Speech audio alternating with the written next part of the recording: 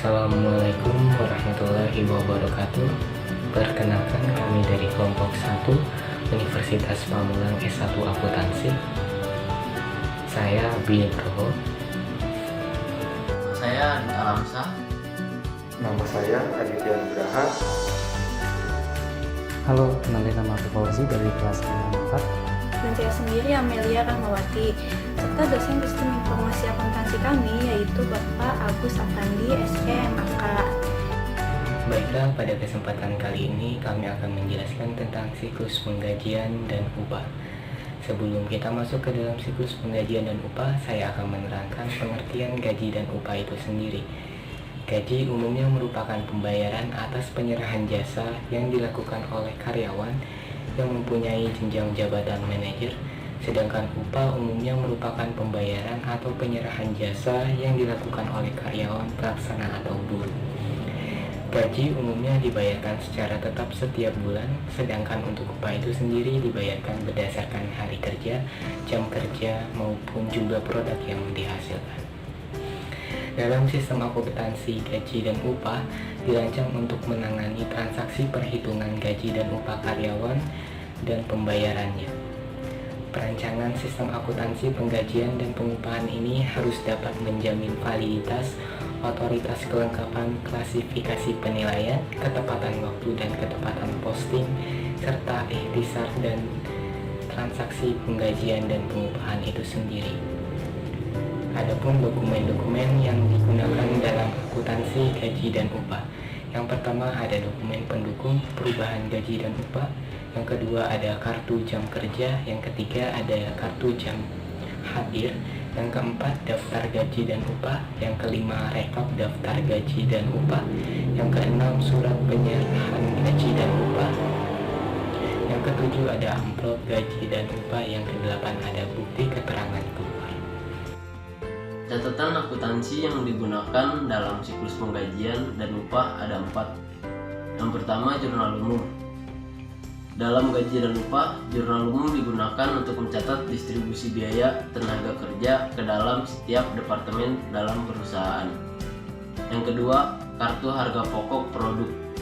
Kartu ini digunakan untuk mencatat upah tenaga kerja langsung yang dikeluarkan untuk pesanan tertentu. Yang ketiga, kartu biaya. Catatan ini digunakan untuk mencatat biaya tenaga kerja tidak langsung dan biaya tenaga kerja non-produksi setiap departemen dalam perusahaan. Sumber informasi untuk pencatatan dalam kartu biaya ini adalah bukti memorial. 4. Kartu penghasilan karyawan. Catatan ini digunakan untuk mencatat penghasilan dan berbagai potongan yang diterima oleh setiap karyawan. Kartu penghasilan karyawan digunakan sebagai tanda terima gaji dan upah karyawan. Dengan ditandatangannya kartu tersebut oleh karyawan yang bersangkutan, sehingga rahasia penghasilan karyawan tertentu tidak diketahui oleh karyawan lain.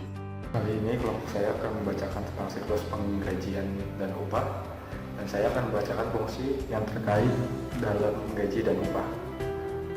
Yang pertama, fungsi kepegawaian. Fungsi ini bertanggung jawab untuk mencari karyawan baru, menyeleksi calon karyawan, memutuskan penempatan karyawan baru, membuat surat keputusan tarif gaji dan upah karyawan. Yang kedua, fungsi mencatat waktu. Fungsi ini bertanggung jawab untuk menyelenggarakan catatan waktu hadir bagi semua karyawan perusahaan. Fungsi pencatatan waktu hadir karyawan tidak boleh dilaksanakan oleh fungsi operasi atau fungsi pembuat daftar gaji dan upah.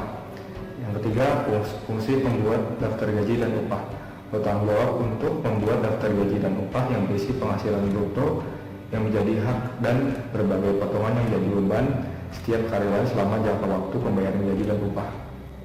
Daftar gaji dan upah diserahkan oleh pembuat daftar gaji dan upah pada fungsi akuntansi guna pembuatan bukti kas keluar yang dipakai sebagai dasar pembayaran gaji dan upah. Yang keempat, fungsi akuntansi bertanggung jawab untuk mencatat kewajiban yang timbul dalam hubungan dengan pembayaran gaji dan upah karyawan, misalnya utang gaji dan upah karyawan, utang pajak, utang dana pensiun. Fungsi akuntansi menangani sistem akuntansi penggajian dan pengupahan berada di tangan bagian utang, bagian kartu biaya, dan bagian jurnal. Yang kelima, fungsi keuangan bertanggung jawab untuk mengisi cek guna pembayaran gaji dan upah dan menguangkan cek tersebut ke bank. Uang tunai tersebut kemudian masuk ke dalam amplop gaji dan upah setiap karyawan untuk selanjutnya dibagikan kepada karyawan yang berhak. Jackson 123. Baik, jaringan prosedur yang membentuk sistem akuntansi gaji dan upah. Yang pertama adalah prosedur pencatatan waktu hadir, bertujuan untuk mencatat waktu hadir karyawan. Nah, perusahaan dapat menggunakan kartu kehadiran atau yang namanya adalah berupa clock card yang diisi secara otomatis dengan menggunakan pencatatan waktu atau time record machine. Yang kedua adalah prosedur pencatatan waktu gaji. Bagi karyawan yang bekerja sesuai dengan fungsi produksi untuk keperluan biaya upah karyawan kepada produk atau pesanan yang menikmati jasa karyawan tersebut. Waktu kerja ini dipakai sebagai dasar pembebanan biaya tenaga kerja langsung kepada produk yang diproduksi. Yang ketiga adalah prosedur pembuatan upah gaji. Dasar pembuatan upah gaji ini, daftar gaji ini dan upah adalah surat-surat keputusan mengenai pengangkatan karyawan, daftar gaji sebelumnya, dan daftar hadir. Yang keempat adalah prosedur distribusi biaya upah. Distribusi ini didistribusikan kepada departemen masing-masing. Dimaksudkan untuk pengendalian biaya dan perhitungan harga pokok produk. Yang kelima adalah prosedur pembayaran upah. Ini melibatkan accounting dan finance, di mana fungsi accounting adalah sebagai pencatatan pengeluaran kas untuk menulis cek dan pembayaran gaji dan upah, sedangkan finance sebagai paymaster atau menguangkan cek tersebut. Yang terakhir adalah unsur-unsur dari pengendalian intern tersebut. Yang pertama adalah struktur organisasi yang memisahkan tanggung jawab fungsi secara tegas. Berikutnya adalah sistem pengawasan dan prosedur pencatatan yang memberikan perlindungan cukup terhadap kekayaan uang dan pendapatan dan biaya. Berikutnya adalah praktek yang sehat melaksanakan tugas dan fungsi setiap unit organisasi. Karyawan yang menuntut sesuai dengan tanggung jawabnya. Baik, ini langkah-langkah membuat flowchart. Yang pertama kita tentukan dulu simbolnya. Simbol yang dipakai dalam flowchart penggajian ini di bagian kartu absen menggunakan simbol persegi panjang. Lalu di departemen HRD juga menggunakan simbol persegi panjang yang artinya itu proses yang dilakukan oleh komputer. Dan jika sudah, ini tinggal ditarik garisnya aja sesuai dengan alur flowchartnya. Lalu di bagian keuangan ada simbol belah ketupat, maksudnya itu adalah pemilihan proses yang dipilih. Dan yang paling bawah ini adalah simbol dokumen. Jika sudah terhubung, lalu bisa dilanjutkan ke bagian selanjutnya. Lalu ditarik juga garisnya.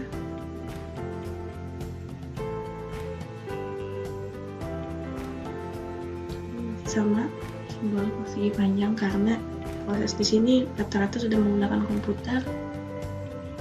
Dan jika sudah, terakhir ditandai dengan simbol yang lonjong, yaitu simbol start atau end. Dan ini adalah tampilan ketika sudah jadi flowchartnya. Baik, selanjutnya saya akan menjelaskan tentang alur flowchart penggajian. Yang pertama, di kartu absen, data kehadiran karyawan selama sebulan dikumpulkan dan akan diserahkan ke bagian HRD untuk diproses data gajinya. Setelah itu, bagian HRD mulai menghitung PPh 21 karyawan, apakah ada perubahan status ataukah ada perubahan penghasilan. Lalu, bagian HRD juga membuatkan slip gaji. Setelah membuat slip gaji, maka Departemen HRD juga membuatkan daftar gaji yang akan diserahkan ke bagian keuangan untuk dievaluasi.